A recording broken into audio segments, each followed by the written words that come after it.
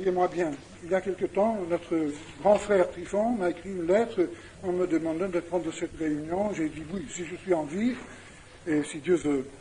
Mais est-ce que je peux parler d'un autre sujet ou du sujet que Dieu me mettra à cœur? Il n'a pas répondu. En attendant, tous les prospectus sont partis dans toute la France en disant que je vais parler sur le millénium. Le retour du Christ et le millénium. Savez-vous, il me faudrait un mois, matin, midi et soir, pour traiter rien que le sujet du millénium dans la Bible. Alors ce soir, je ne peux que donner quelques notions en esquisse. Inévitablement, je serai obligé de laisser beaucoup de points en suspens. C'est très dommage. Très, très dommage. Alors, je ne peux pas devancer tous les contre-arguments, je ne peux pas développer tous les arguments, mais j'aimerais mettre devant vous quelques pensées qui, j'espère, vous seront utiles. Et je sais que dans l'auditoire, enfin, je pense que dans l'auditoire, il y a mon cher ami, Colin Portius, du Havre. Je ne vois pas sa tête. Ah, alléluia. Et je sais que lui est un millénariste. Mais je ne veux absolument pas que cette chose devienne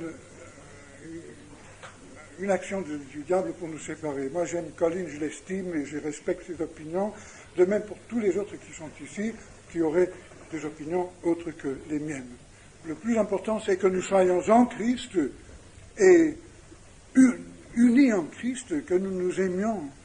Nous avons des ennemis terribles contre nous aujourd'hui, qui risquent de démolir complètement l'Église de Christ. Et nous avons besoin tous les uns des autres. Mais parce qu'on m'a demandé de parler sur cette question, je vais parler franchement, je vais vous dire pourquoi, selon la Bible, je crois qu'il y aura un véritable millénium sur cette terre.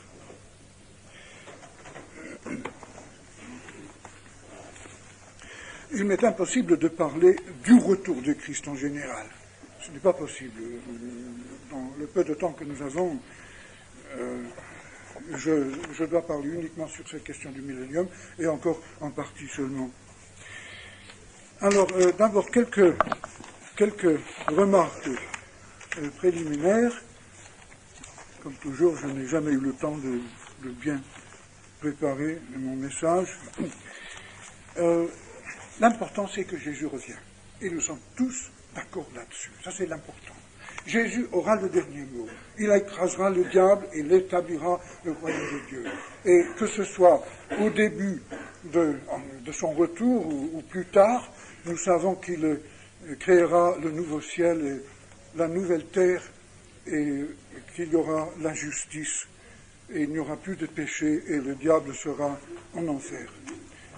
Et cela nous unit. C'est ça l'important. Et nous pouvons réserver une certaine marge de discussion avec nos frères sur des questions secondaires. La Bible ne nous dit nulle part d'excommunier un frère parce qu'il ne croit pas au millénium.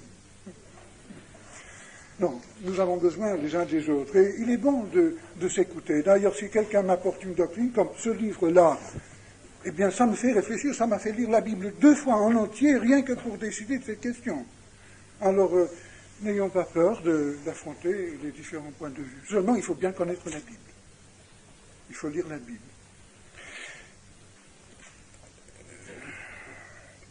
Je crois que la prédication de l'Évangile entraîne inévitablement un élément eschatologique. Je crois que ces dernières années, nous avons trop prêché un Évangile. Oui, il y a 2000 ans, Jésus est mort pour toi, accepte-le maintenant, tu seras tout heureux. Et on ne parle pas de l'avenir. On a besoin d'apporter un message eschatologique dans notre prédication de l'Évangile. Les gens s'interrogent sur l'avenir. Marx pense à l'avenir. L'islam pense aussi à l'avenir. Toutes les philosophies, toutes les idéologies de ce monde pensent à l'avenir et promettent quelque chose à l'humanité. Et nous aussi, nous avons quelque chose à promettre. Et ça fait partie intégrale de notre message. Nous prêchons Christ crucifié, ressuscité, Christ présent par son esprit maintenant, et Christ qui revient. Et qui va en finir avec le diable. Ça fait partie intégrale de notre message. Et les gens s'intéressent à cela. Ensuite, nous pouvons dire que les notions sur le retour du Christ peuvent être classifiées de cette façon. Il y a les post-millénaristes, c'est-à-dire ceux qui croient que Jésus ne reviendra qu'après le millénium. Le millénium, c'est encore maintenant, depuis l'époque des apôtres jusqu'à son retour, et en attendant, finalement, le monde sera totalement évangélisé et peut-être presque tout entièrement converti, et une fois que toutes les nations seront christianisées, ou chrétiennes plutôt, Jésus reviendra. C'est la notion de l'Église catholique du Moyen-Âge, c'est la notion de la majorité des réformateurs du XVIe, du XVIIe siècle. Personnellement, je ne peux absolument pas accepter cette thèse. Je n'ai qu'à regarder le monde autour de moi pour voir que c'est un non-sens. Il y a de très chers frères, très érudits, qui y croient. Bien, je respecte leur opinion, bien que je ne puisse pas la partager. Il y a ensuite les pré-millénaristes.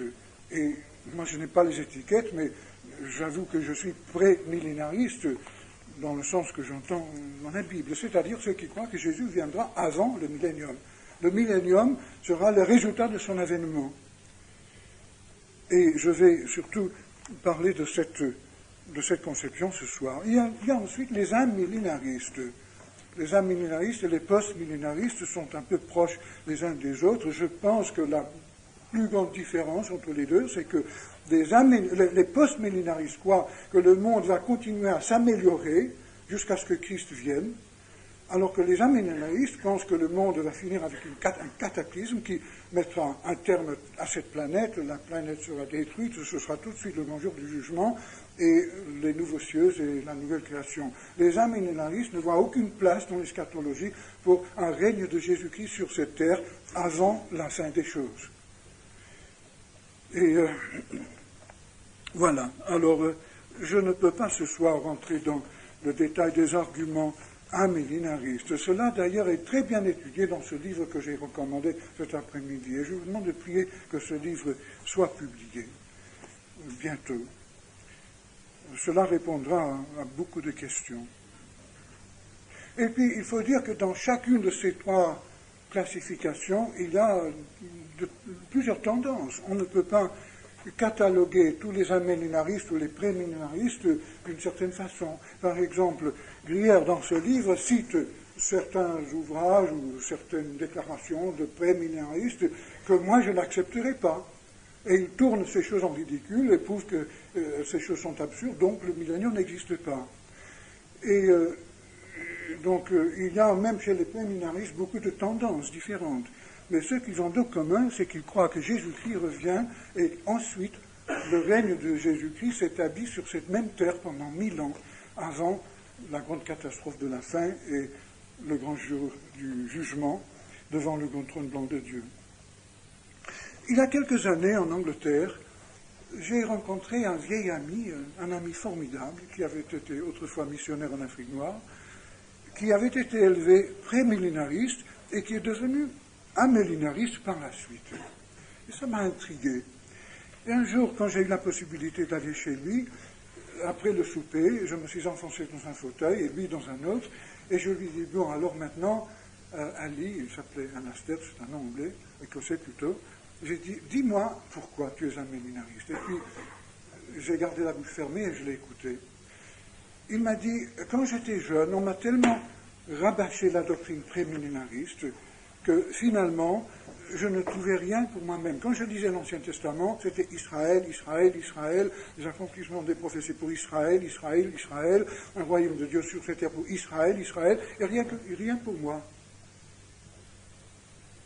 Et ensuite, j'ai entendu des arguments amillénaristes qui spiritualisaient tout l'Ancien Testament et qui me montraient que les promesses que Dieu a faites à Abraham, à Isaac, à Jacob, à Moïse, à David, aux prophètes, tout cela était pour moi. Il fallait que j'interprète cela spirituellement. Donc, tout cela, c'est pour l'Église, c'est pour moi. Il m'a dit qu'ensuite, il relisait l'Ancien Testament avec une autre paire de lunettes et il s'appliquait toutes les promesses et il était béni. Alors, enfin, il a parlé beaucoup plus longuement que cela, mais quand il a fini, j'ai dit, tu sais, Ali, je suis absolument d'accord avec toi. Seulement, je veux te poser une question. Pourquoi l'application spirituelle des promesses et aussi des menaces dans l'Ancien Testament ne serait pas pour nous, tout en les gardant aussi pour Israël? Pourquoi est-ce que les promesses spirituelles faites à Abraham empêcheraient que Dieu accomplisse aussi ses promesses terrestres pour Abraham? Moi, je crois que les deux choses sont vraies. Et il m'a dit, je n'y ai jamais pensé. Ça lui a ouvert, je crois, tout un nouvel horizon. Et je crois que les évangéliques, d'une façon générale, prémillénaristes, ont peut-être trop parlé d'Israël et peut-être pas assez de l'Église. Mais les deux choses se trouvent dans l'Ancien Testament. Tout ce qui est dans l'Ancien Testament s'applique à nous. Paul dit que ces choses ont été écrites donc dans l'Ancien Testament pour notre instruction. Et tout est là pour nous. Les promesses, les avertissements, les éclaircissements, tout pour nous, mais interprété à la lumière de la Nouvelle Alliance et du sang de Christ. Mais cela n'empêche que les choses que Dieu a promises et même jurées à Abraham ne s'accomplissent aussi sur le plan terrestre. Je ne vois aucune contradiction entre ces deux notions. Alors, ça c'est ma première remarque. Deuxièmement, la question du millénium est donc indissociablement liée au destin d'Israël. Toute la question est là. Est-ce que Dieu en a fini avec Israël, du fait qu'Israël a mis son fils sur la croix il y a 2000 ans, ou est-ce que Dieu a encore un plan pour Israël? Est-ce que Dieu va réintégrer Israël dans son plan, dans son schéma eschatologique? Là encore, évidemment, les amillénaristes ne sont pas toujours d'accord, il y a plusieurs tendances. Mais généralement, enfin, j'ai entendu plusieurs fois cette réponse quand j'ai dit aux amillénaristes, eh bien, comment expliquez-vous l'existence d'Israël après 2000 ans, 2700 ans de dispersion pour la plupart des tribus, et le fait qu'Israël est revenu dans l'ancien pays de Canaan aujourd'hui, et que soit le pivot de tout un engrenage de tensions mondiales, qu'Israël soit un peu au centre de la politique de ce monde actuel. Comment expliquez-vous cela? Ils disent, c'est un accident de l'histoire. Vous savez, j'ai entendu souvent cette réponse. Évidemment, ça fait rire. Je ne pense pas que tous les amillénaristes répondaient de cette façon. Mais il me semble que si on est vraiment amillénariste, on est obligé de mettre tout à fait de côté Israël. Israël n'a plus de signification.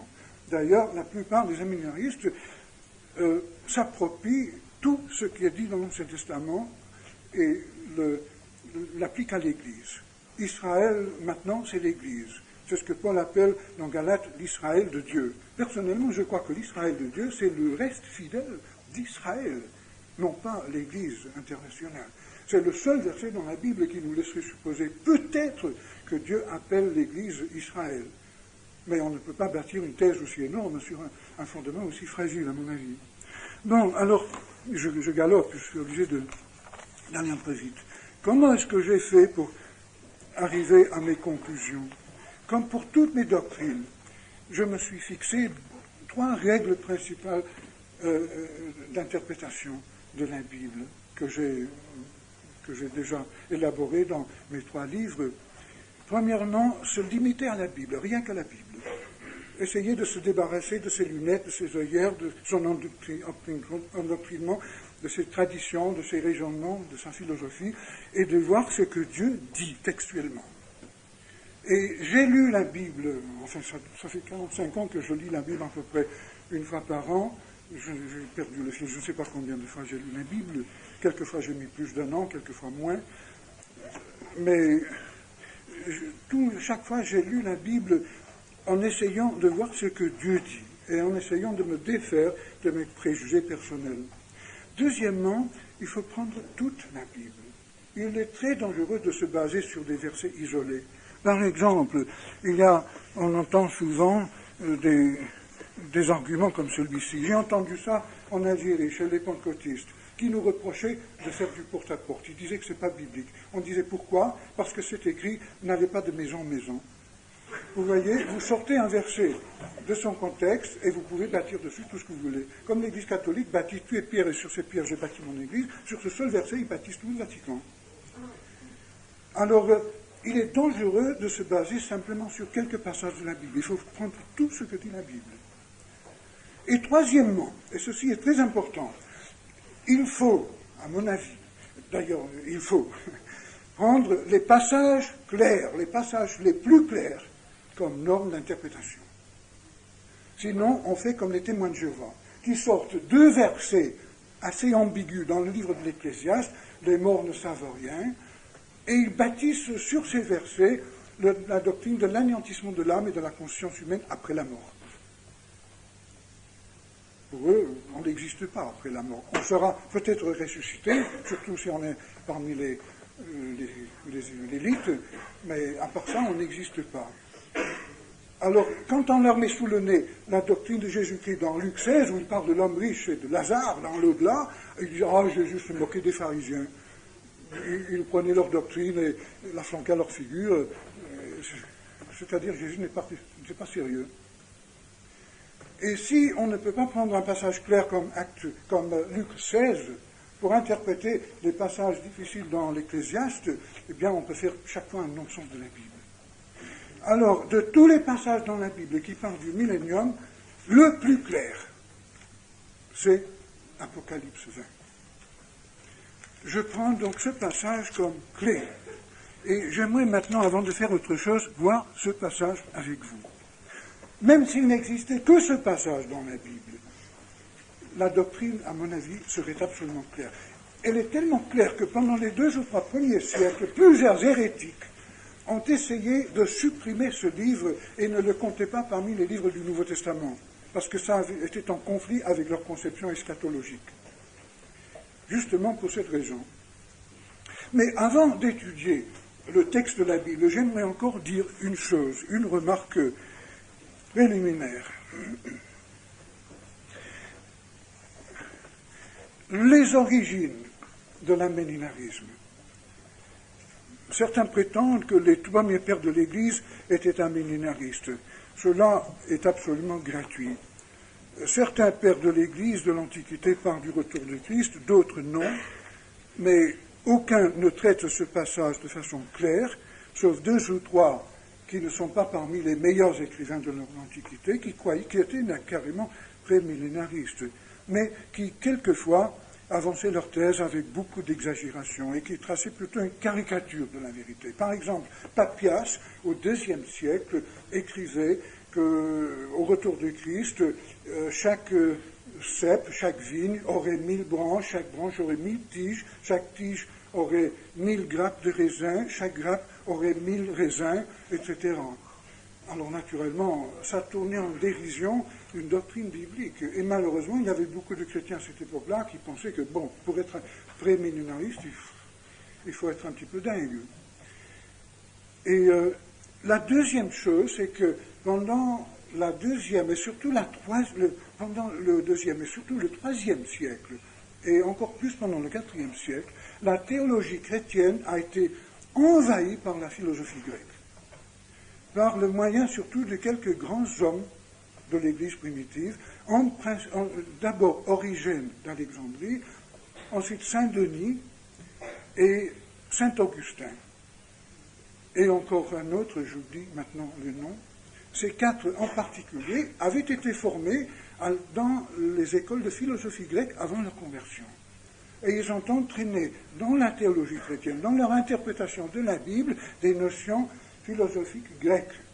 Et comme la philosophie qui était le plus à la mode à cette époque-là était le néoplatonisme, qui était certainement, à mon avis, d'inspiration asiatique, que nous retrouvons à la base de l'hindouisme et du bouddhisme, qui enseignait que la matière était essentiellement mauvaise et que l'âme seule est bonne, puisqu'elle est divine, nous retrouvons cette même conception dans le néoplatonisme.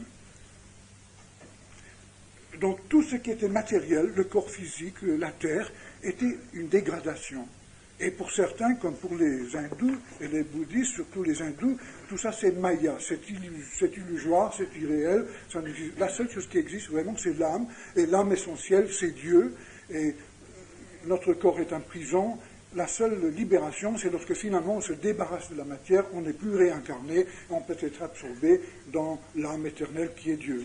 Ça c'est le nirvana des bouddhistes, n'est-ce pas? Maintenant, Augustin et Origène et Denis, quand ils se sont convertis, ont toujours gardé cette notion de l'infériorité de la matière. Donc le corps physique est essentiellement dégradé, n'est-ce pas? Et il est vrai que le corps physique est dégradé par le péché, mais nous lisons dans l'Ancien Testament hébreu que Dieu créa l'homme à son image et qu'il créa la matière, les cieux et la terre, toutes les formes de vie sur cette terre. Et quand il avait fini, après avoir mis Adam et Ève dans le jardin d'Éden, les avons mis ensemble en tant que couple marié, en leur disant de remplir la terre, d'être fertile et de se multiplier, donc d'avoir une vie sexuelle normale, Dieu a dit tout ce qu'il avait fait était très bon. Et il appelle même le mariage, l'homme et la femme ensemble, son image. Non pas que nous puissions attribuer à Dieu une sexualité, ça c'est une idée païenne. Nous n'avons aucun droit de faire cela, c'est un blasphème. Mais tout de même, Dieu appelle le couple sur cette terre son image. Alors nous voyons que dans la notion hébreu du monde, il n'y avait aucune conception d'une matière dégradée. La matière est dégradée comme l'âme est dégradée, et encore plus dégradée par le péché. Mais la matière elle-même n'est pas mauvaise, elle est très très bonne, telle que Dieu l'a créée au début, n'est-ce pas? Alors, cette idée hébraïque ne plaisait pas à ces hommes, Origène, Saint-Augustin. Ils enseignaient que la matière et le corps physique sont nécessairement dégradés, inférieurs.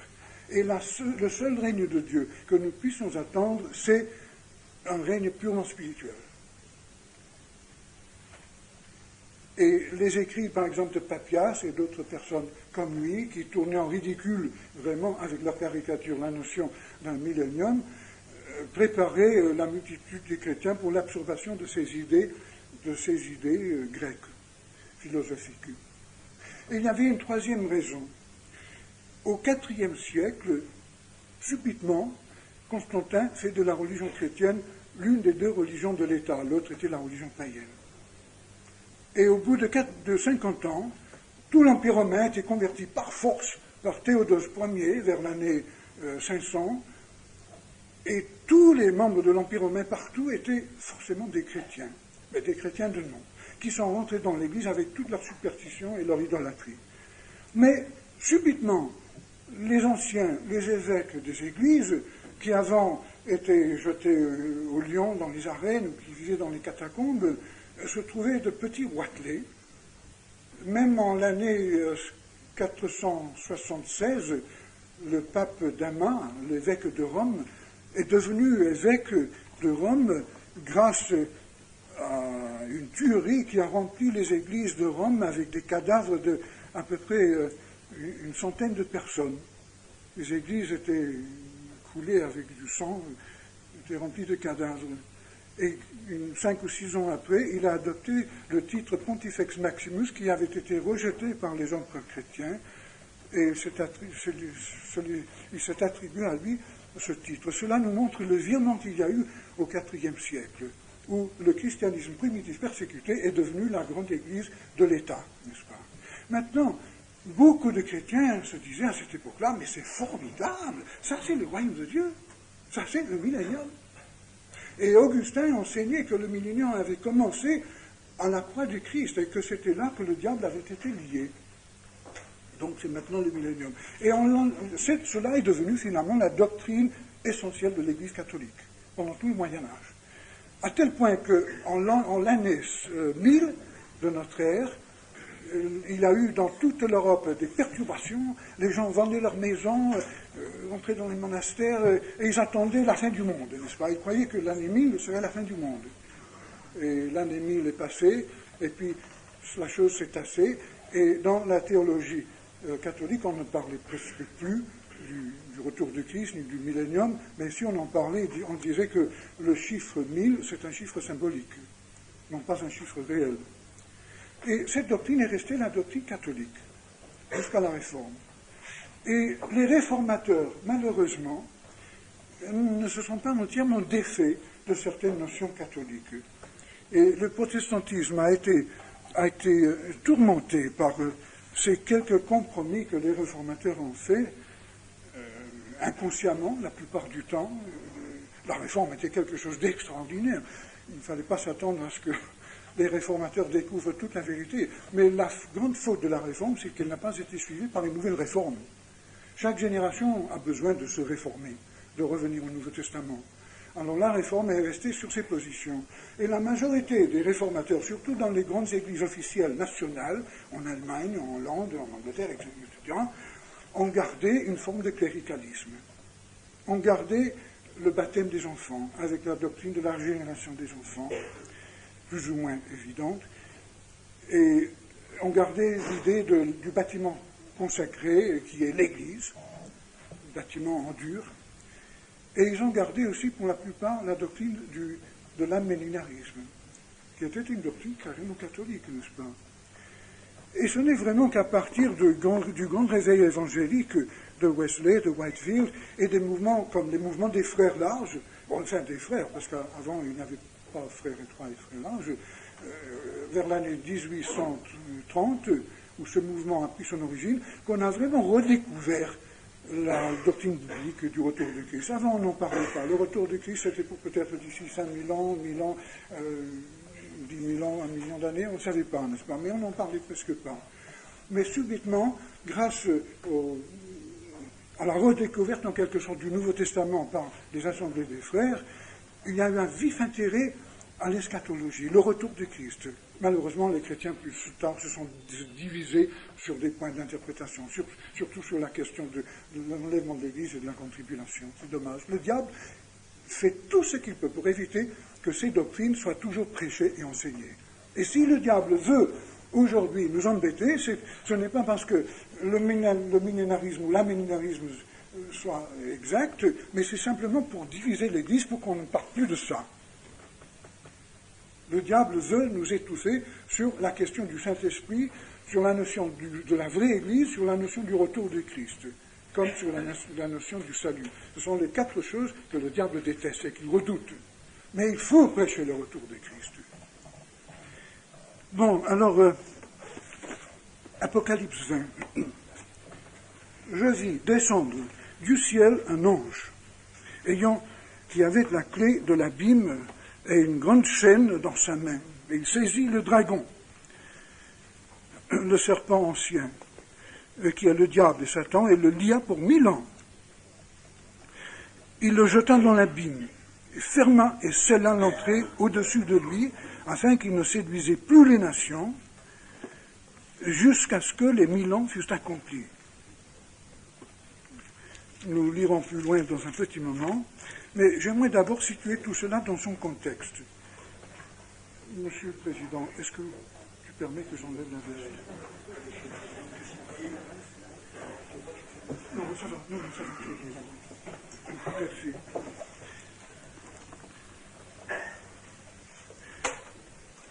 Alors, il faut reconnaître que les chapitres 19 et chapitre 20 sont une unité.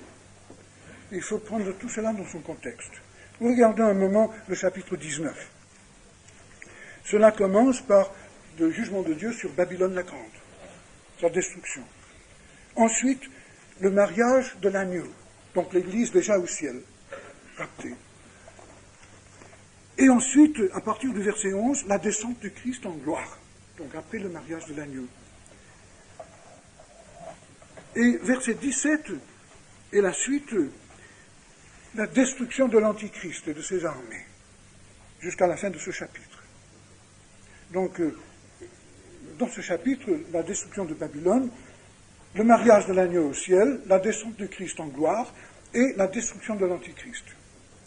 Les 4 choses. Et toujours dans ce même contexte, j'en vois un ange qui descend du ciel et qui met le diable en prison. En prison, remarquez bien, il n'est pas simplement lié, mais il est en prison dans l'abîme. Et il y a une clé et un sceau qui ferment l'abîme. Ça, c'est important. Et je continue à lire. Je vis des trônes, et à ceux qui s'y assirent fut donné le pouvoir de juger. Et je vis les âmes de ceux qui avaient été décapités à cause du témoignage de Jésus et à cause de la parole de Dieu, et de ceux qui n'avaient pas adoré la bête ni son image, et qui n'avaient pas reçu la marque sur leur front et sur leurs mains. Ils revinrent à la vie, et ils régnèrent avec Christ pendant 1000 ans. Et les autres morts ne revinrent point à la vie jusqu'à ce que les 1000 ans fussent accomplis. c'est la première résurrection. Heureux et saints ceux qui ont part à la première résurrection. La seconde mort n'a point de pouvoir sur eux, mais ils seront sacrificateurs de Dieu et de Christ, et ils régneront avec lui pendant 1000 ans. Et quand les 1000 ans seront accomplis, Satan sera relâché de sa prison, il sortira pour séduire les nations qui sont aux quatre coins de la terre, Gog et Magog, afin de les rassembler pour la guerre. Et leur nombre est comme le sable de la mer.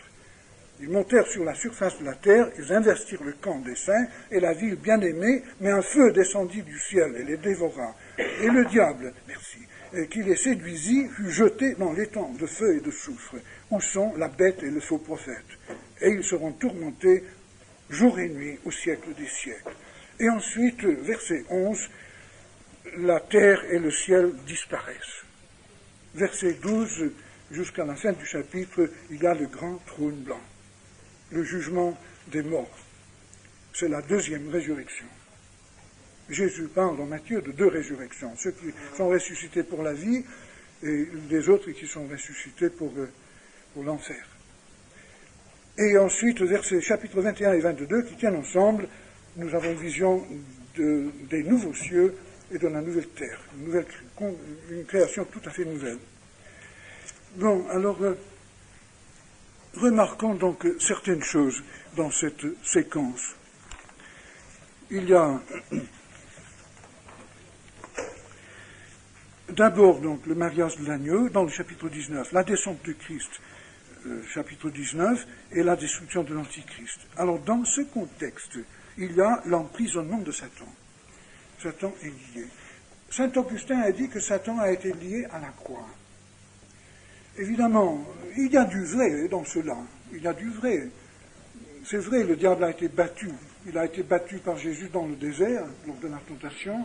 Il a été battu tout le long de la vie de Jésus-Christ. Il a été battu dans Gethsémane. Il a été battu sur la croix. Et il a été battu à la résurrection et à l'ascension. Ça, c'est vrai. Le diable a été battu. Il a perdu une grande bataille. Mais ce n'est pas la fin de la guerre. Dire que le diable a été lié, à mon avis, n'est pas un langage biblique. Certainement, Dieu lui a imposé encore d'autres limitations, puisque Dieu a pu par la suite créer l'Église et établir la nouvelle alliance avec les hommes, ce qui n'était pas possible avant la mort et la résurrection de Christ. Mais dire que le diable est lié, regardez encore ce qui est dit. Il le lia pour 1000 ans, il le jeta dans l'abîme, ferma et scellait l'entrée au-dessus de lui, afin qu'il ne séduisit plus les nations, jusqu'à ce que les 1000 ans soient accomplis. Je vous pose la question carrément, dans ce passage qui est le plus clair de la Bible. Qu'est-ce que cela signifie? Est-ce qu'il est vrai que le diable a été lié dans ce sens-là, il y a 2000 ans sur la croix? Est-ce qu'on peut dire que le diable est en prison, fermé, bouclé, et qu'il ne séduit plus les nations? Je crois qu'aucun chrétien ne peut dire oui en réponse à cette question. Moi, en tout cas, je ne peux pas. Un certain homme de Dieu anglais, je ne connais plus son nom, il y a quelque temps a dit que si le diable a été lié il y a 2000 ans, alors c'est avec une chaîne excessivement longue. Il a toujours sa liberté. Et non, frère. Il est vrai que Dieu a gagné une immense victoire sur le diable, et le sort du diable a été scellé à partir de la crucifixion de Christ. Jésus a dit juste avant d'aller à la croix, c'est maintenant le jugement de ce monde, et c'est maintenant que le prince de ce monde sera jugé. Oui, le diable a été jugé à la croix, mais il n'est pas encore en prison. J'attends qu'il soit mis en prison. Que Dieu envoie son Fils pour le faire. Donc, les 1000 ans dont il est parlé, les 1000 ans où le diable sera en prison, où est-ce qu'il faut situer ces 1000 ans? Augustin enseignait que c'est maintenant les 1000 ans. Et pour la plupart des post-millénaristes et des amillénaristes, c'est aujourd'hui les 1000 ans. Quand on leur dit oui, mais 1000 ans, 2000 ans, ça fait une différence, on répond c'est un chiffre symbolique. Et on dit oui, mais dans tout cela, on voit beaucoup de symbolisme. C'est vrai, on voit un ange qui descend du ciel avec une clé, avec une chaîne, et il enchaîne le diable, on dit ça c'est symbolique. Oui, d'accord, c'est symbolique, mais c'est symbolique de quoi? Un symbole dans la Bible représente une réalité spirituelle. La Sainte Seine représente une réalité. Le baptême représente une réalité. L'imposition des mains représente une réalité. La réalité du baptême, c'est le baptême spirituel, n'est-ce pas? Et si Jean, qui était un homme, il n'était même pas un ange, un homme qui était limité par les connaissances d'un cerveau humain, éclairé certainement par la parole de Dieu et par l'Esprit de Dieu, mais qui n'avait pas encore le vocabulaire et la terminologie céleste pour décrire ces choses autrement, il ne pouvait pas comprendre cela d'une autre façon. D'ailleurs, pourquoi est-ce que Moïse a institué les sacrifices lévitiques, les taureaux, les agneaux, les différentes fêtes, etc. Parce que tout cela était un symbolisme qui enseignait la mort de Christ pour nos péchés. Et tout ce que Moïse a fait en instituant le système lévitique, c'était de donner au monde un symbolisme qui nous permettrait de comprendre l'œuvre de Christ une fois que le Messie serait venu. Sans cela, nous n'aurions même pas un langage pour expliquer la signification du phénomène de Jésus-Christ. L'Ancien Testament, c'est un vocabulaire que Dieu crée afin de pouvoir révéler le Nouveau Testament. Sans cela, le Nouveau Testament serait incompréhensible aux hommes. Alors, dire qu'il y a un symbolisme dans ce chapitre n'enlève en rien la réalité de cette chose. Nous n'allons pas voir un ange descendre littéralement du ciel avec un chêne en fer et un grand cadenas dessus. Non. Mais un ange va descendre du ciel. Il va descendre avec une chaîne spirituelle, 10 000 fois plus forte qu'un chêne en acier. Et avec une clé, il va ouvrir l'abîme, il va enfoncer le diable dedans et sceller l'entrée de l'abîme. Nous lisons dans Pierre et dans Jude qu'il y a des anges qui sont encore enfermés dans cette prison et qui ne peuvent pas sortir. Nous lisons aussi dans l'Apocalypse, je crois chapitre 8 ou 9, que à la 5e trompette, un ange va descendre du ciel, un ange certainement déchu, un ange satanique, et il aura la clé de l'abîme, il va ouvrir l'abîme. Et au moment où le diable est précipité du ciel avec tous ses anges célestes, comme les écluses des cieux se sont ouvertes pour Noé, de même les fontaines du grand abîme vont aussi être ouvertes, comme le déluge est venu en même temps de la mer et du ciel, de même le grand déluge à la fin des temps, le déluge des forces du mal vont venir du ciel et aussi d'en bas. Et tous ces anges vont être libérés au moment où l'Antichrist va se démasquer sur la terre. Et je pense que l'Église sera enlevée avant cela. Je ne crois pas que cela puisse arriver tant que l'Église sera sur la terre, mais ça c'est une autre question. Mais pour revenir à cette question, il est parlé ici de 1000 ans. Le diable est en prison pendant 1000 ans. Mais après les 1000 ans, il est relâché. Donc on ne peut pas interpréter ces 1000 ans comme un chiffre symbolique qui représente l'éternité. Quand même, il y a un terme à ces 1000 ans. Et nous lisons également plus bas que les martyrs de Jésus-Christ vont ressusciter et régner pendant 1000 ans. Mais alors, si ces 1000 ans représentent l'éternité, et si ce sont les saints qui règnent éternellement dans la nouvelle création, pourquoi est-ce qu'il est parlé de 1000 ans seulement ici? Pourquoi est-ce qu'il ne règne que pendant 1000 ans? Pourquoi est-ce qu'il n'est pas dit pendant l'éternité, par exemple?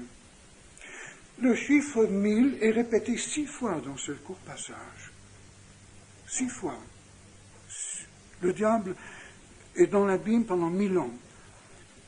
Il n'est pas relâché jusqu'à ce que les 1000 ans soient passés. Il ne peut plus séduire les nations pendant ces 1000 ans. Les morts en Christ règnent pendant 1000 ans. Et quand les 1000 ans sont accomplis, il y a la révolte de la faim, le diable suscite à nouveau une animosité contre Dieu parmi les nations, et c'est là que Dieu intervient avec la grande catastrophe finale. Pour moi, ça c'est absolument clair. Absolument clair. La seule raison de ne pas croire à ce récit, c'est parce qu'on a une autre interprétation présélectionnée qui m'empêcherait de le croire. Alors dans ce cas-là, je suis obligé de chercher partout dans la Bible des justifications pour que je ne croie pas textuellement à ce passage, pour que je ne le prenne pas à la lettre. Et quand j'ai dit tout à l'heure que pour interpréter la Bible, il faut toujours prendre les passages les plus clairs comme clé, pour commencer, comme fondement de notre doctrine, de même, je dirais que, à mon avis, nous devons interpréter la Bible, nous devons comprendre la Bible de la façon la plus normale, directe. Vous savez, quand j'étais jeune, j'avais entendu tellement de spiritualisation et de complications sur Israël, l'Église, toutes sortes de choses, que j'avais l'esprit complètement, enfin, dans la confusion la plus grande. Pendant la première année de ma vie chrétienne, quand j'avais 18 ans, je dévorais tous les livres sur l'eschatologie que je pouvais trouver. Mais au bout d'un an, j'étais complètement bloqué avec les différents points de vue, avec les controverses, les conflits. Les uns disaient que l'Église allait passer par la grande tribulation, les autres disaient non. Et finalement, j'ai laissé tomber mes recherches eschatologiques dans les œuvres, dans les ouvrages des hommes. Et pendant quelques années, je n'y ai même plus pensé. Je voulais surtout avoir quelque chose pour moi maintenant, et j'ai commencé à chercher Dieu d'une autre façon. Mais personne ne m'avait appris à lire la Bible sérieusement. Oh, je lisais mes notes bibliques, je potassais un petit peu à droite et à gauche. J'ai lu 36 fois la première épître de Jean parce que je l'aimais, mais le prophète Michée, je ne l'avais jamais lu. Et ce n'est qu'après 5 ans de vie spirituelle que j'ai commencé à lire ma Bible sérieusement. Quand j'ai appris que tous les grands hommes de Dieu dont j'avais connaissance lisaient la Bible au moins une fois par an, en entier, d'un bout à l'autre, c'est là que j'ai commencé moi-même à prendre l'habitude de le faire. Et ça fait 45 ans que je continue avec cette méthode. Et cela permet d'avoir une vue panoramique de toute la Bible. Et de cette façon, on peut situer les différents détails dans leur contexte. Et si, par exemple, dans Romains, il y a quelque chose qu'on ne comprend pas bien, très souvent, un passage dans Ésaïe ou dans Deutéronome met cette chose en évidence et on voit clair. Et vice-versa. L'Esprit de Dieu peut commencer à synthétiser sa parole pour nous donner toute la vérité de Dieu. Au lieu de tomber sur des passages qui nous emmènent dans un déséquilibre, et au lieu d'avoir des dadas spirituels, d'être toujours préoccupé par l'histoire de la bête ou du chapeau de la femme, on a tout l'horizon de Dieu, on voit tout sous l'optique de Dieu. Et naturellement, toutes les différentes parties de la Bible prennent leur relief normal.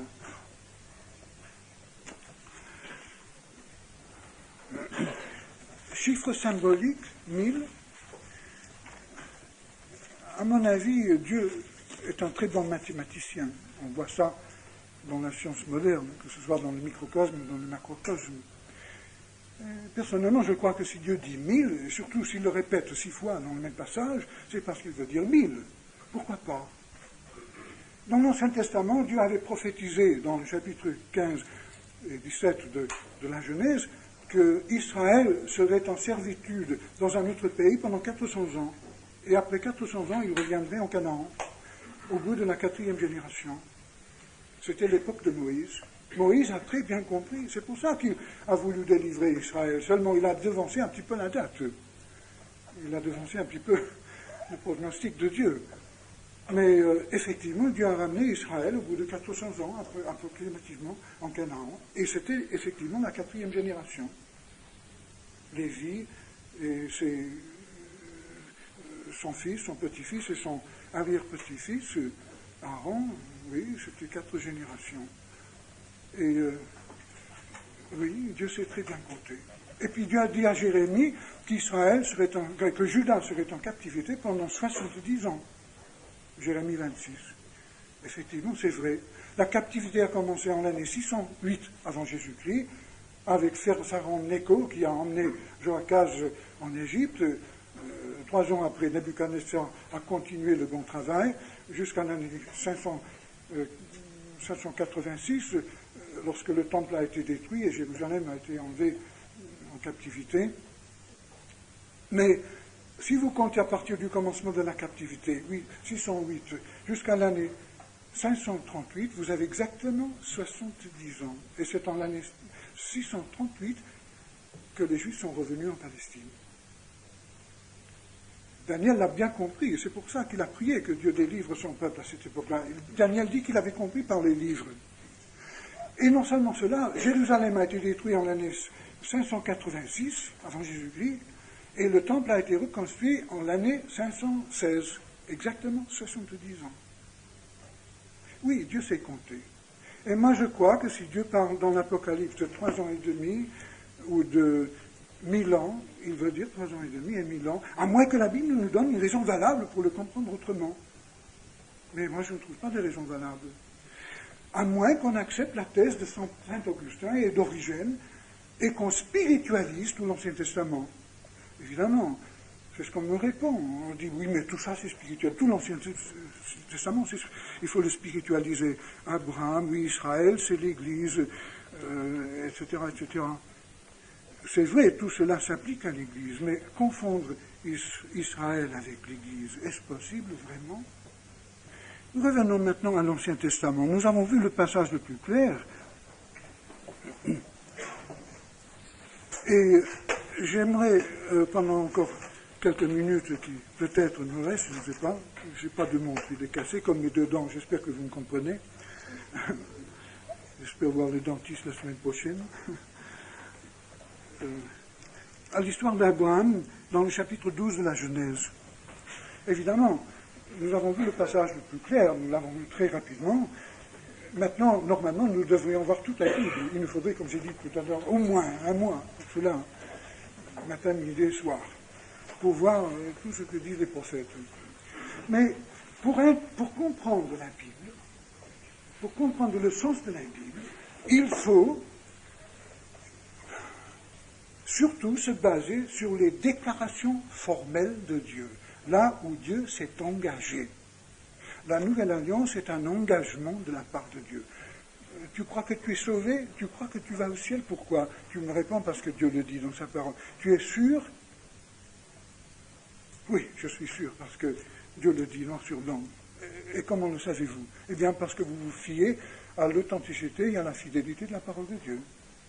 Dieu s'est engagé. Il nous a donné des promesses formelles par la bouche de son Fils, par la bouche des apôtres. Et nous reposons sur l'authenticité de cette parole, n'est-ce pas? Mais Dieu s'est engagé à plusieurs reprises avant de faire la Nouvelle Alliance. Il s'est engagé vis-à-vis d'Abraham, par exemple. Et notre foi vient d'Abraham. Nous sommes les enfants d'Abraham par la foi. Nous sommes ses enfants spirituels. La foi d'Abraham, il a transmise à Isaac, qu'il a transmise à Jacob, qu'il a transmise à Joseph et à ses frères, qu'il a transmise à d'autres, et que Moïse a reçu en son temps, que Josué a continué, que les prophètes ont perpétué dans l'Ancien Testament, et qui finalement a donné lieu au Nouveau Testament et à l'Église. Il y a eu un enchaînement. Toi, tu as reçu la foi d'un chrétien, par un livre ou un traité ou de vive voix, d'un chrétien qui l'a reçu de quelqu'un d'autre, et tout cela remonte à Abraham, à travers Jésus-Christ. Alors, vers chapitre 12, voici la première révélation que Dieu a donnée à Abraham. Dieu s'est révélé à Abraham 7 fois, et 7 fois, il a répété la promesse, sous de différentes formes. Mais Dieu ne dit pas dans cette promesse, je ferai cela si tes enfants ou si toi, vous êtes sages.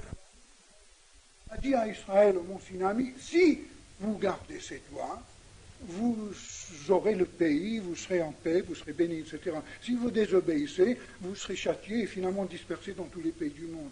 Et il a dit ensuite, si vous vous repentez, je vous ramènerai dans le pays.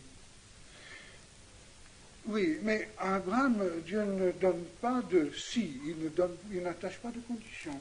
Il dit, va-t'en de ton pays, de ta patrie, de la maison de ton père, dans le pays que je te montrerai. Maintenant, Dieu promet 7 choses. Je ferai de toi une grande nation. Je te bénirai. Je rendrai ton nom grand. Tu seras une source de bénédiction. Je bénirai ceux qui te béniront, je maudirai ceux qui te maudiront, et toutes les familles de la terre seront bénies en toi. On peut résumer ces 7 choses en 3 choses principales. Dieu promet à Abraham une postérité, une nation. Et il donne à cette nation un pays. Et il promet que par cette nation, toutes les familles de la terre seront bénies.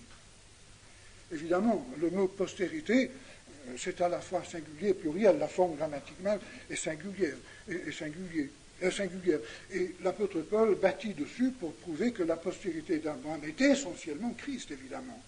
Mais ce qui n'empêche pas qu'Israël et l'Église aussi soient la postérité d'Abraham. Bon, alors, Dieu répète cette promesse à Abraham, verset 7.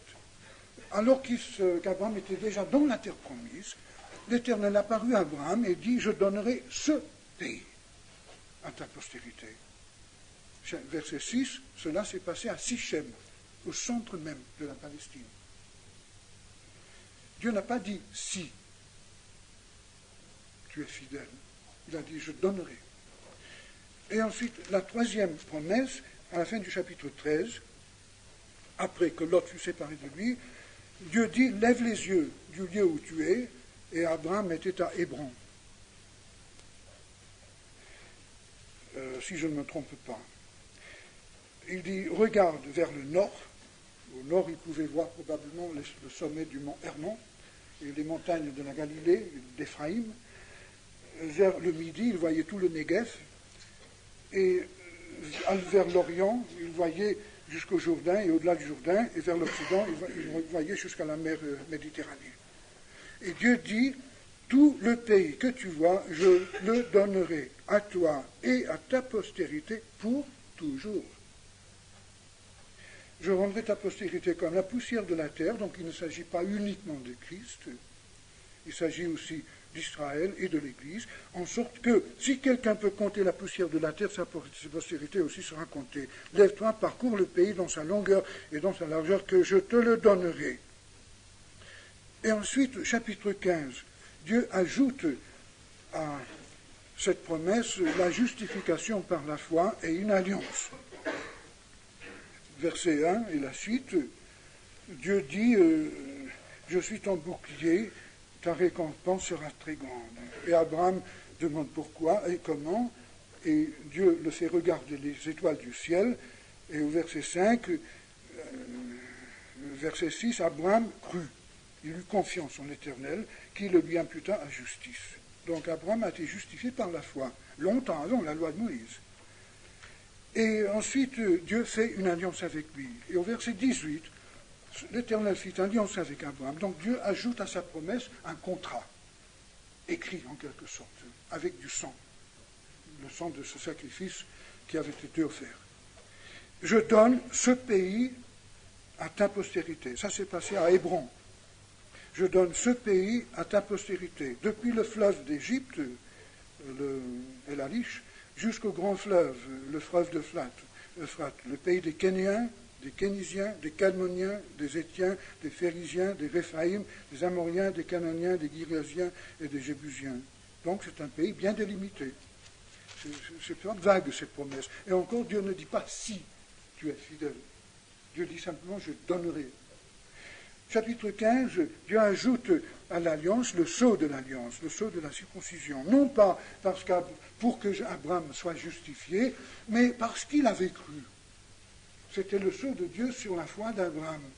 C'était pour rappeler à Abraham que Dieu avait fait avec lui une alliance. Ce n'était pas pour acquérir quelque chose, mais c'est parce que la chose était acquise. Et verset 3 et la suite, Dieu dit, voici mon alliance, ton nom sera Abraham, parce que tu es un père d'une multitude, je te rendrai fécond à l'infini, etc. Et verset 7, j'établirai mon alliance entre moi et toi et tes descendants après toi. Il ne dit pas uniquement les descendants spirituels, mais tes descendants, Israël et l'Église, évidemment.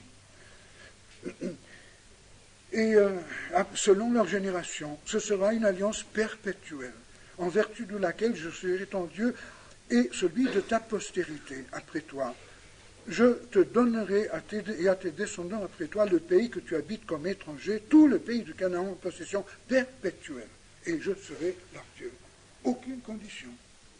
Et ici, Dieu ajoute une alliance et aussi le sceau de l'alliance. Au chapitre 18, Dieu répète sa promesse, versets 18 et 19.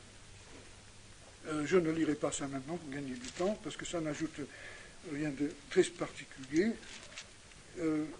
Chapitre 22, versets 16 et 17, après qu'Abraham eut offert son fils Isaac sur l'autel, Dieu dit, je le jure par moi-même, parole de l'Éternel.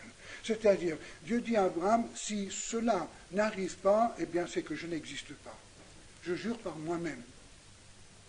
On ne peut plus croire en moi si cette chose n'arrive pas. Dieu garantit l'accomplissement de cette chose par la réalité de sa personne. Parce que tu as fait cela et que tu n'as pas refusé ton fils unique, je te bénirai et je te multiplierai ta postérité. Il n'a pas dit, si tu offres ton fils sur l'autel, je ferai ça. Abraham avait déjà fait cela par la foi. Et Dieu dit, parce que tu as cru, parce que tu as obéi, l'obéissance de la foi, je te bénirai, je multiplierai ta postérité comme les étoiles du ciel, comme le sable qui est sur le bord de la mer, et ta postérité possédera la porte de ses ennemis. Toutes les nations de la terre seront bénies en ta postérité, parce que tu as obéi à ma voix. Dieu ne s'est plus révélé à Abraham après ça. Cette révélation, cette fois la promesse renouvelée. Ici, Dieu rajoute au contrat qui est scellé par la circoncision, il ajoute un serment. Est-ce que Dieu peut rétracter un serment?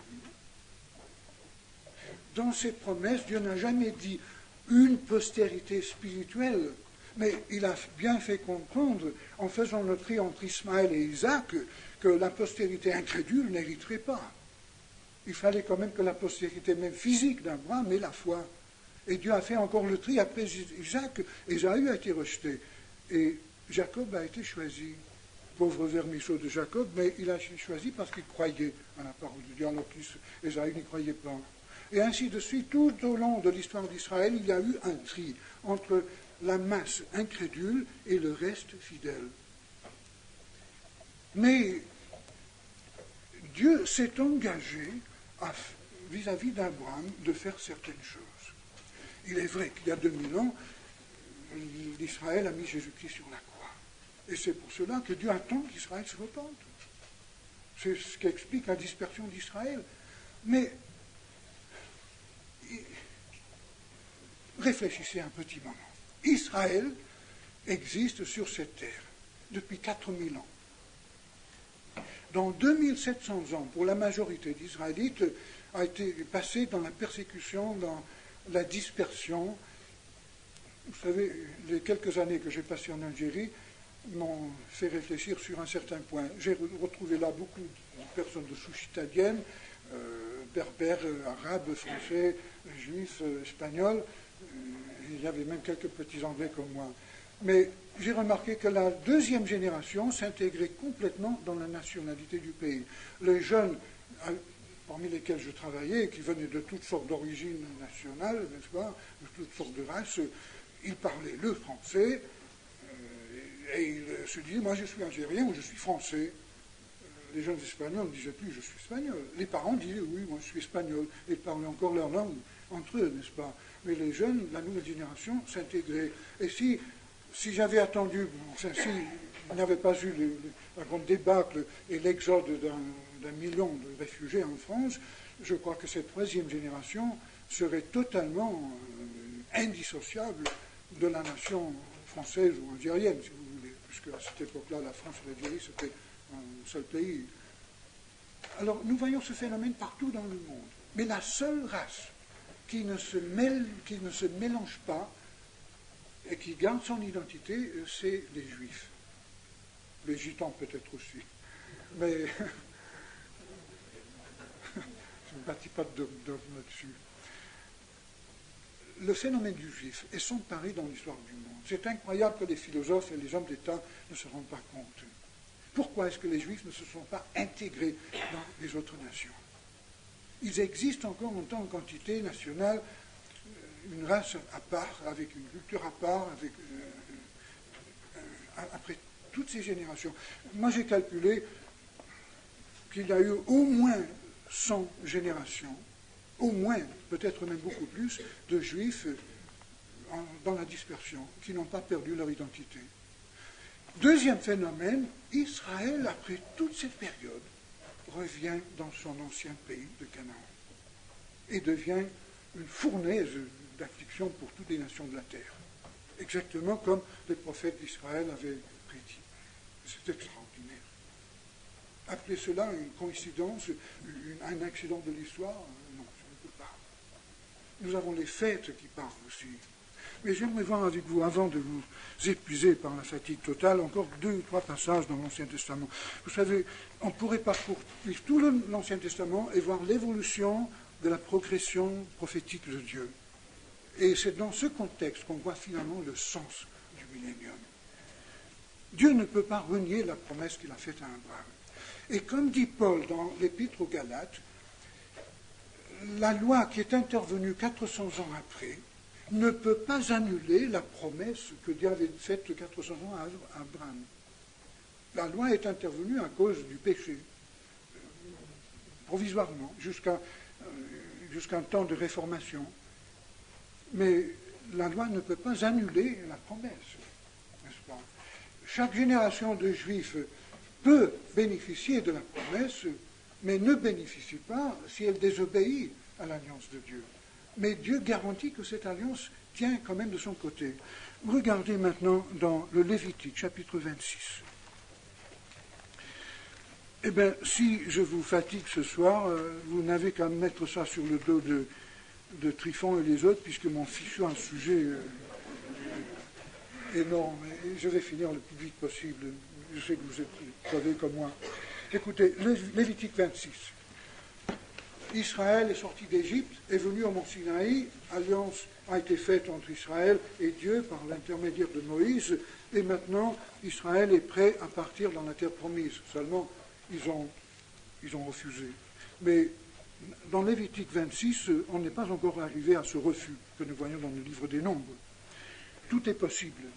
Alors, après avoir donné la loi, établi l'alliance de Sinaï, Moïse dit, verset 3, enfin c'est Dieu qui parle, si vous suivez mes lois, si vous gardez mes commandements, etc., verset 4, je vous enverrai des pluies, la terre donnera ses produits, verset 5 à la fin, vous habiterez en sécurité, je mettrai la paix dans votre pays, verset 7, vous poursuivrez vos ennemis, verset 9, je me tournerai vers vous, je vous rendrai fécond, je vous multiplierai, je maintiendrai mon alliance avec vous, etc. Et verset 11, j'établirai ma demeure au milieu de vous. Donc la colonne de nuée, la Shekinah, resterait géographiquement là au milieu d'eux.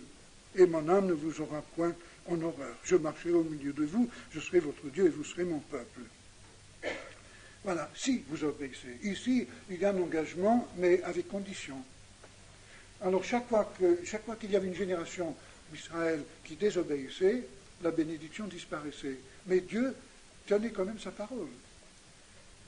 Effectivement, cette génération-là a désobéi. Toute une génération, 38 ans, est morte dans le désert.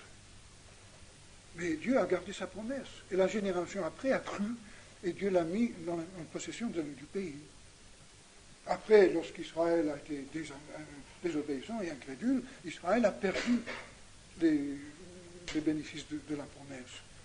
Mais Dieu les a ramenés par la suite, après la captivité babylonienne, jusqu'à l'époque de la grande dispersion, après l'année 70 de notre ère. Et Dieu attend qu'Israël se repente pour les intégrer. C'est ce que Paul dit dans Romains chapitre 11. Mais regardez encore, verset 14. Si vous n'écoutez pas, Dieu dit, je vous punirai. Si vous continuez à désobéir, je vous punirai 7 fois plus. Verset 21, si vous résistez, 7 fois plus encore. Verset 23, si ces châtiments ne vous corrigent pas, je vous résisterai et je vous frapperai 7 fois plus. Verset 28, la même chose. Des châtiments toujours plus sévères. Et finalement, verset 21, je réduirai vos villes en désert, je ravagerai vos sanctuaires, je ne respirerai plus l'odeur agréable de vos parfums, je dévasterai le pays, et vos ennemis qui l'habiteront en seront stupéfaits, et je vous disperserai parmi les nations, et je tirerai l'épée après vous. Et verset 36, je rendrai plus il anime le cœur de ceux d'entre vous qui survivront, etc. Bon, tout cela est arrivé, textuellement, plus d'une fois dans l'histoire d'Israël. Mais au verset 40, Dieu continue, ils confesseront leurs iniquités et les iniquités de leurs pères. Verset 41 à mi-chemin, deuxième partie, et alors leur cœur incirconcis s'humiliera et ils paieront la dette de leurs iniquités. Je me souviendrai de mon alliance avec Jacob, de mon alliance avec Isaac, de mon alliance avec Abraham. Il ne parle pas de l'alliance de Sinaï, mais l'alliance primitive, la promesse que Dieu a faite à Abraham, Isaac et Jacob. Et je me souviendrai non seulement des choses spirituelles, mais du pays.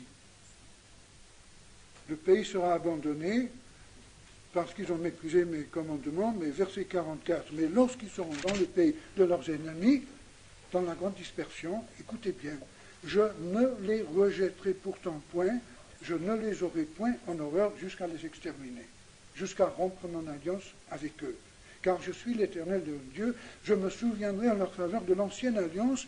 Ici, il s'agit de l'alliance même de Sinaï. l'alliance par laquelle je les ai fait sortir du pays d'Égypte aux yeux des nations pour être leur Dieu. Je suis l'Éternel. Alors Dieu promet que malgré toute l'infidélité des différentes générations d'Israélites, qu'à la fin, Dieu accomplirait ce qu'il avait promis à Abraham. C'est l'une des multiples raisons bibliques pour lesquelles je crois que Dieu va finalement convertir Israël, ce qui en restera après les cataclysmes, et qu'Israël redeviendra une bénédiction pour le monde. Maintenant, si Israël aujourd'hui se retournait vers Jésus-Christ et disait « Nous avons péché, c'est toi notre Messie, pardonne-nous », moi je crois que ce soir même, avant même qu'une minute se passe, probablement Jésus serait sur le mont des Oliviers, en disant « Mais vous avez été bête de me faire attendre pendant 2000 ans, je n'attends que ça. » Jésus n'attend que ça. Et la Bible nous dit qu'Israël va passer par une fournaise d'afflictions, et la plupart des Juifs vont être exterminés sous le règne de l'Antichrist et dans les guerres du temps de la fin, mais qu'il y aura un reste fidèle qui se tournera vers Jésus-Christ. Les derniers chapitres du prophète Ésaïe sont un dialogue entre Jésus-Christ et Israël, avec le point culminant du retour du Christ et toutes les nations qui viennent à Jérusalem pour adorer le Seigneur. Le dernier chapitre de Zacharie est très semblable. Oui, si Israël se repent, pourquoi est-ce que Dieu ensuite en finirait avec Israël, avec ce terre, avec le pays de Canaan? Si Israël se repent, inévitablement, tout ce que Dieu a promis à Abraham s'accomplira sur le plan terrestre. Déjà, ça s'est accompli sur le plan spirituel pour nous, pour l'Église, qui sommes la postérité spirituelle d'Abraham. Oh.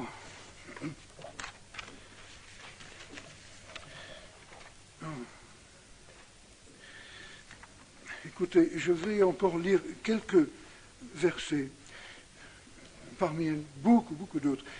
Jérémie, chapitre 31, où nous avons la grande prophétie de la nouvelle alliance. Jérémie 31.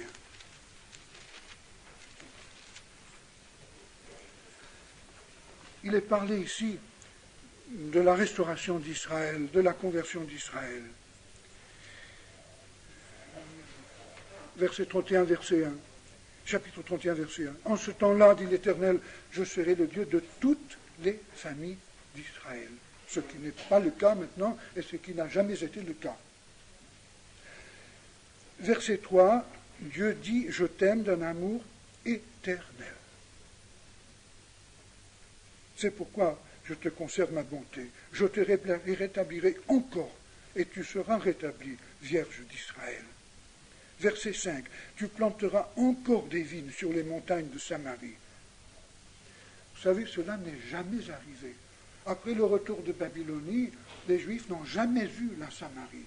Éphraïm et Manassé sont restés entre les mains des Samaritains. Les Juifs n'ont jamais eu Samarie. Et encore maintenant, ils ne l'ont pas. C'est ce qu'enquiquine le président d'Israël.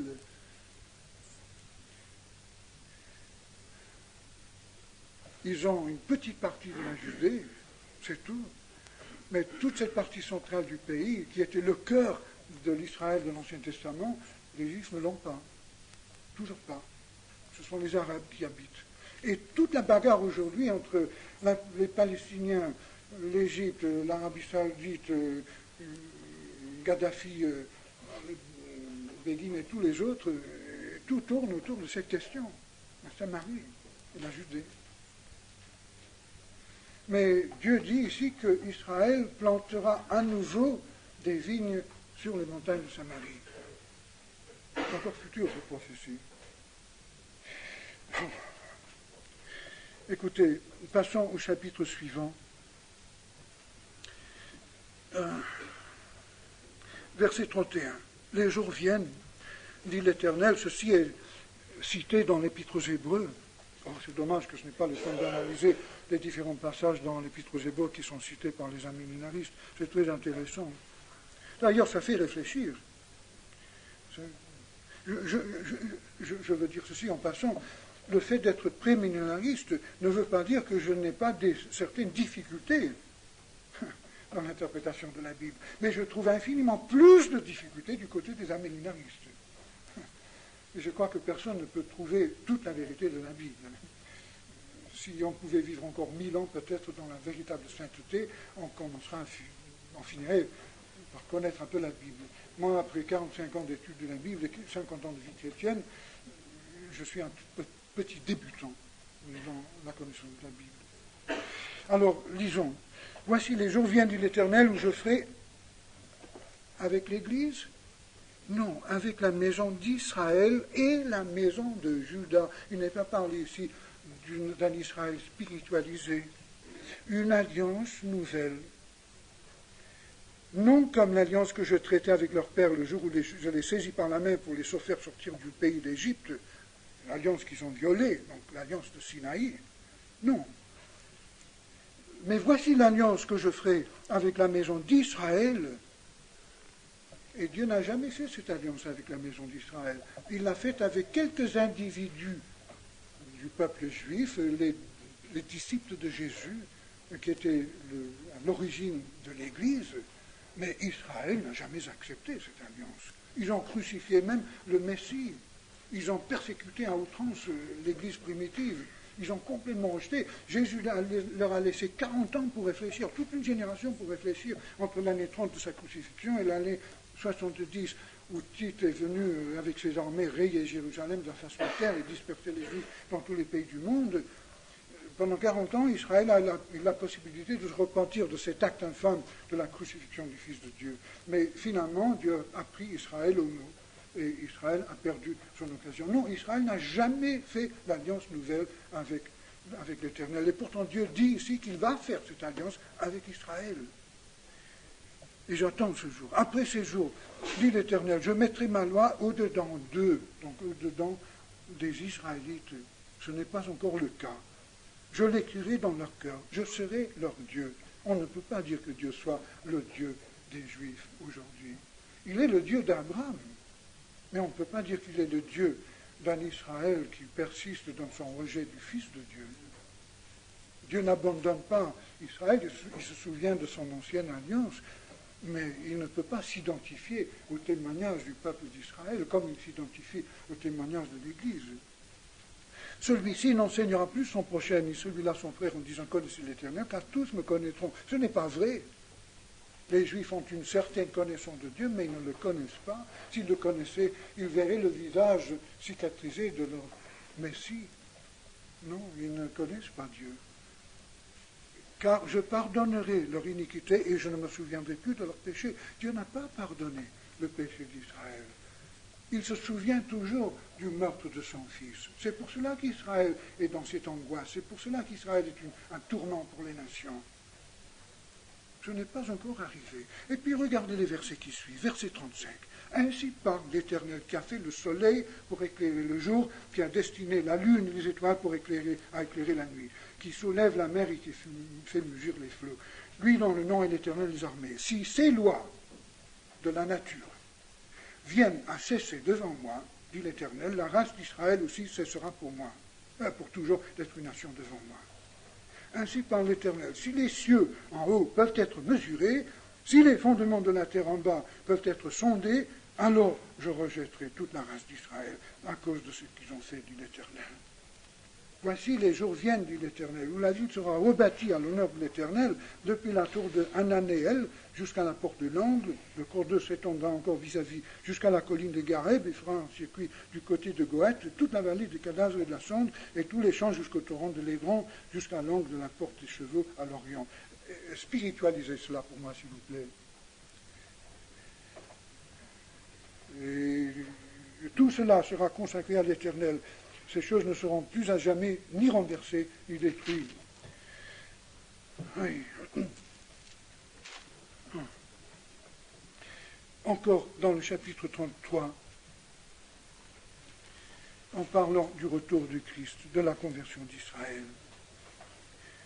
Verset 17, David ne manquera jamais d'un successeur assis sur le trône de la maison d'Israël.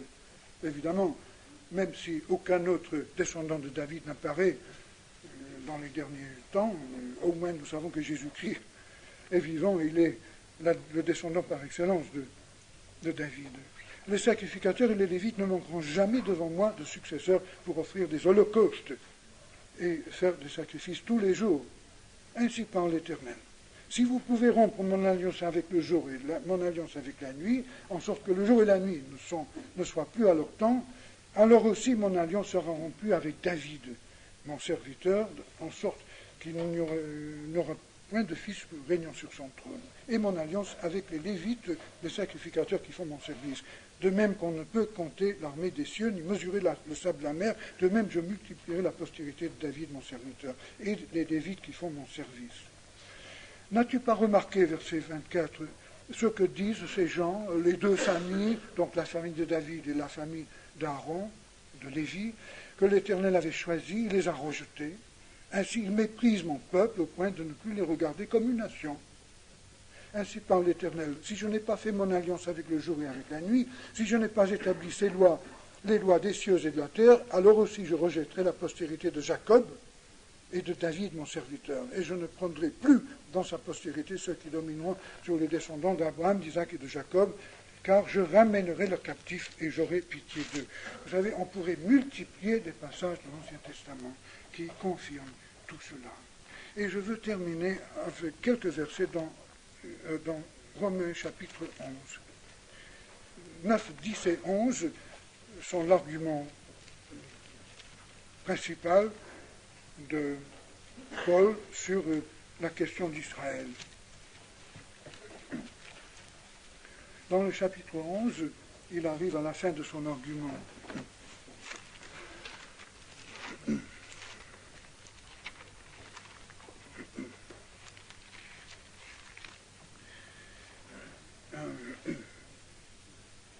Dommage qu'on ne peut pas lire un peu dans les deux chapitres précédents, mais on ne peut pas. Verset 11. Est-ce pour tomber qu'ils sont branchés, donc les Juifs? Loin de là. Mais par leur chute, le salut est devenu accessible aux nations. Le mot païen et le mot nation, dans la Bible, selon, c'est le même mot en grec et en hébreu. Il vaut mieux le traduire nation à chaque fois. Afin qu'ils fussent excités à la jalousie. Or, si leur chute, donc la chute d'Israël, a été la richesse du monde dans la création de l'Église, et leur amoindrissement la richesse des nations, combien plus en sera-t-il quand ils se convertiront tous? Les prophètes de l'Ancien Testament disent à plusieurs reprises que tout Israël finalement sera converti, que tout le monde à Jérusalem et en Judée appartiendra à l'Éternel. Je vous dis, à vous, païens, nations, en tant qu'apôtre des païens, je glorifie mon nom.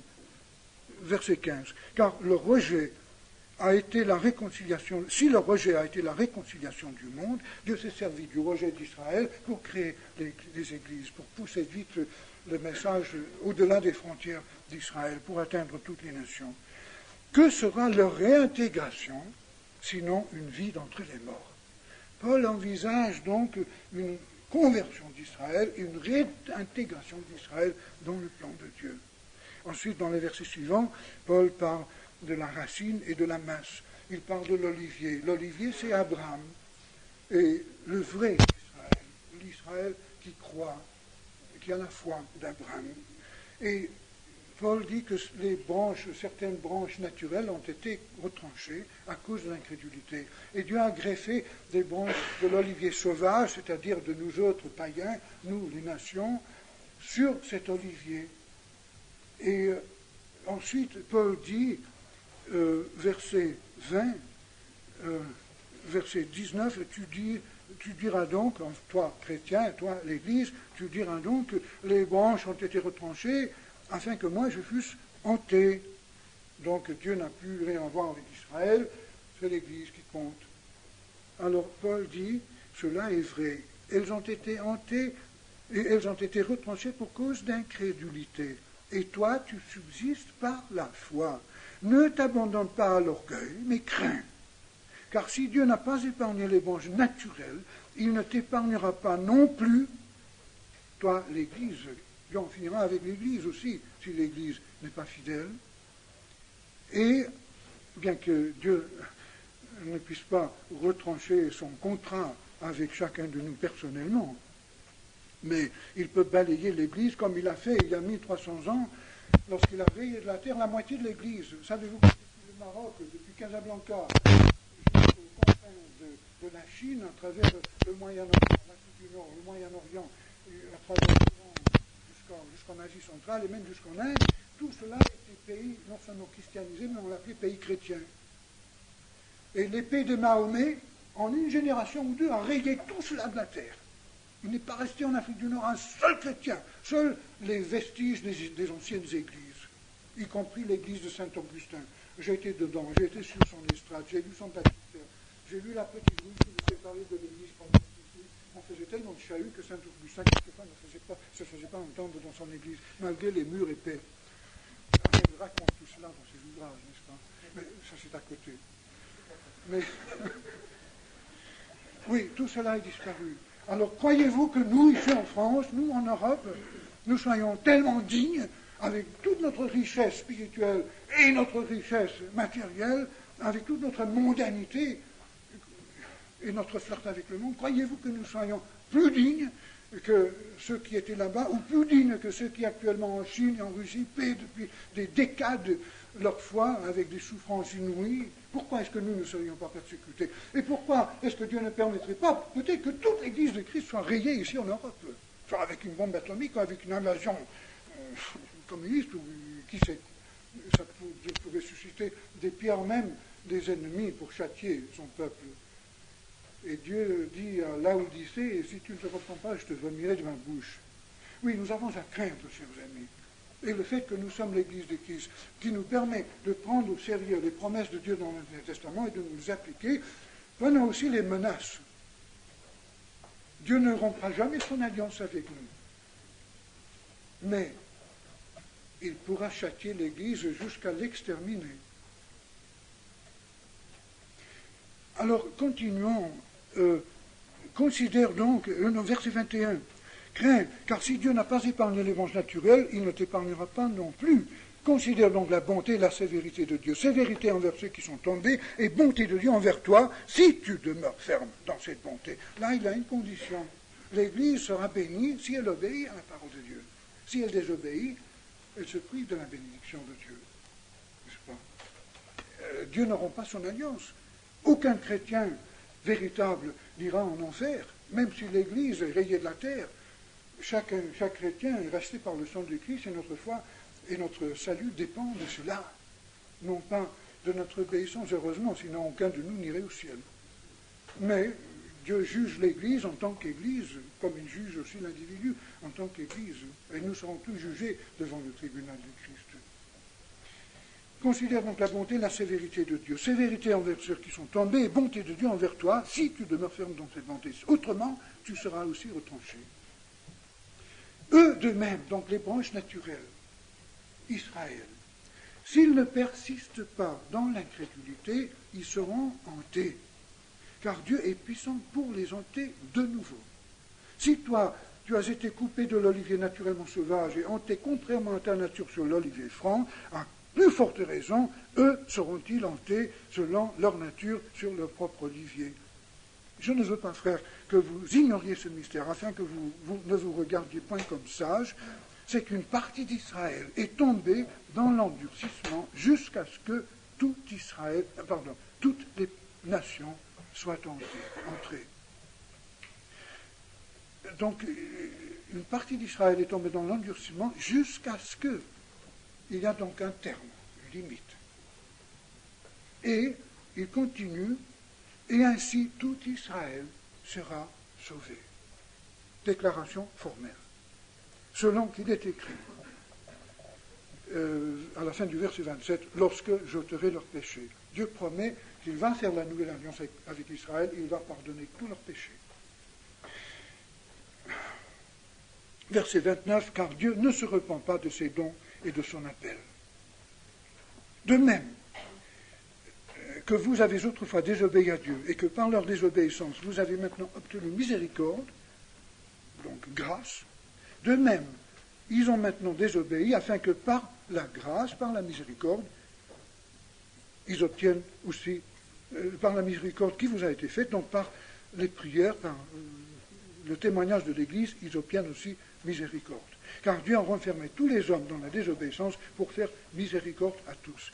Alors Dieu attend qu'Israël cesse de se justifier, cesse de pratiquer le légalisme, cesse de se reposer sur ses œuvres mortes et reconnaisse son péché et son état de perdition devant Dieu, pour que Dieu puisse faire grâce à Israël. Jusqu'à maintenant, Israël n'a pas voulu accepter cette grâce. Et Dieu attend qu'Israël soit à bout de force pour l'implorer d'exercer la grâce. Et en ce moment-là, Jésus-Christ se manifestera. Et à mon avis, ce sera le commencement d'un renouveau spirituel et terrestre pour Israël. Et du fait qu'Israël, en ce moment-là, sera la postérité spirituelle d'Abraham, toute la nation, pas seulement quelques individus, mais toute la nation, tout ce qui en reste, eh bien, qu'est-ce qui empêche que Jésus-Christ soit le roi d'Israël? Qu'est-ce qui empêche que cette nation régénérée devienne littéralement une bénédiction pour toutes les familles de la terre? Oh, les prophètes de l'Ancien Testament en parlent de ce miracle formidable. Et l'Église, qu'est-ce qu'elle deviendra? On nous reproche quelquefois d'enseigner un ciel terrestre, en quelque sorte. Comme si notre rôle pendant le millénium sera d'être sur la terre à planter des vignes, etc. Aujourd'hui, le Dieu de ce monde est Satan. Et les nations sont gouvernées par les anges de Satan. Au retour de Christ, toute cette force satanique sera renvoyée dans l'abîme, en attendant le grand jour du jugement où ils seront mis en enfer. Le diable même sera mis en enfer, directement. Et avec la bête et le faux prophète.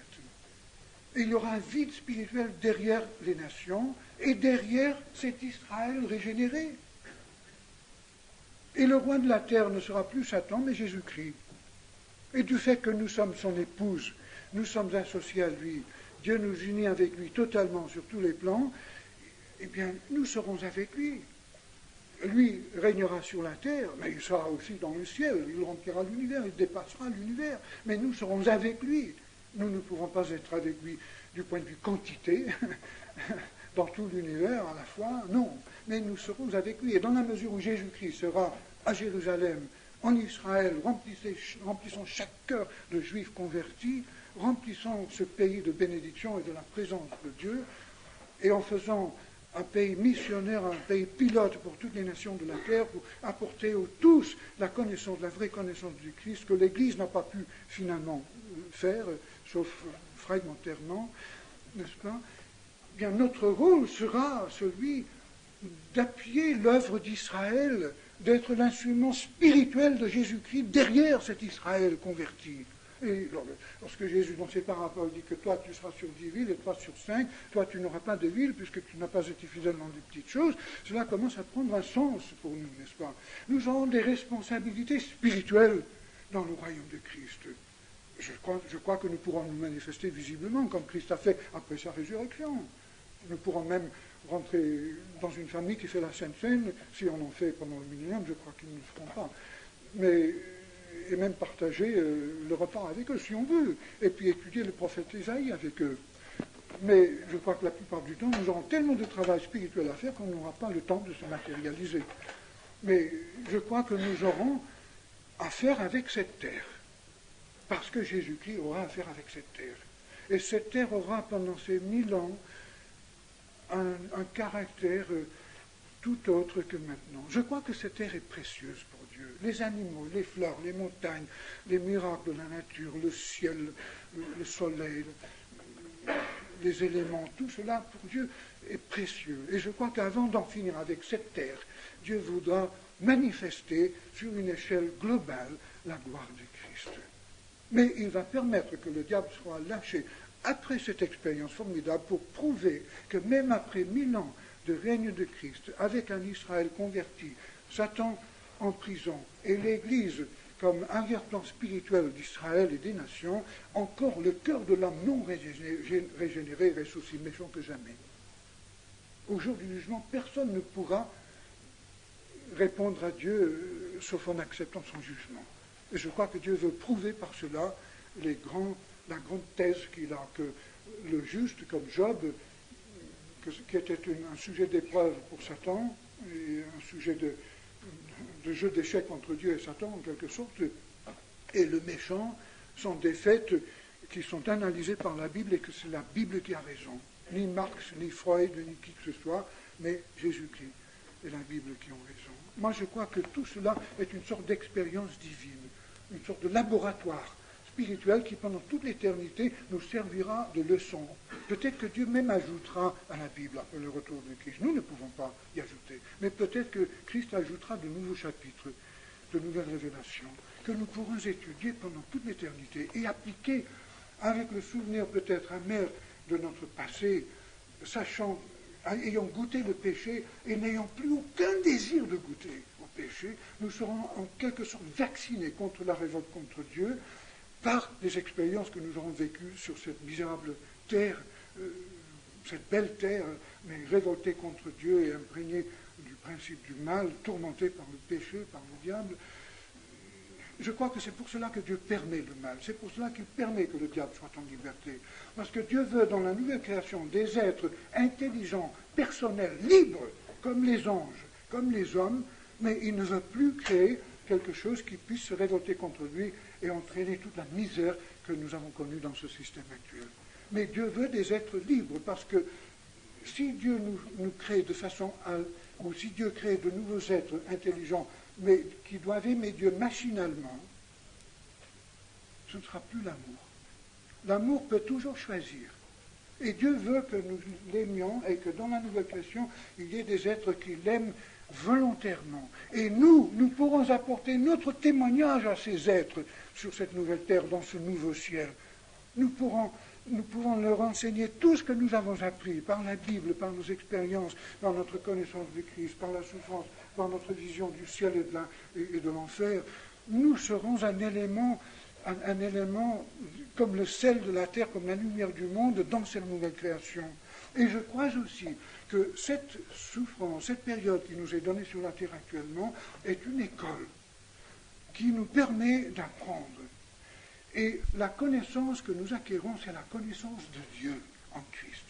Dans la mesure où notre connaissance de Dieu est développée, plus nous sommes intimes avec lui, plus nous voyons sa face, plus nous le connaissons, plus nous sommes intégrés dans la pensée de son cœur, plus nous pourrons communiquer cela à d'autres, plus nous sommes ébahis, éblouis par la beauté de Dieu. Lorsque nous voyons Dieu et nous voyons que lui qui est là de l'origine de toute l'intelligence, de toute la beauté et l'énergie qui existe, et qu'il est 10 000 fois plus beau et plus extraordinaire que tout cela, lorsque nous tombons finalement totalement amoureux de lui, et que nous serons imprégnés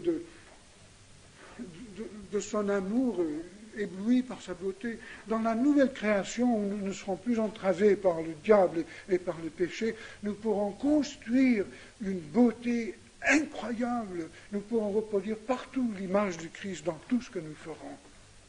Voilà comment je vois la nouvelle création.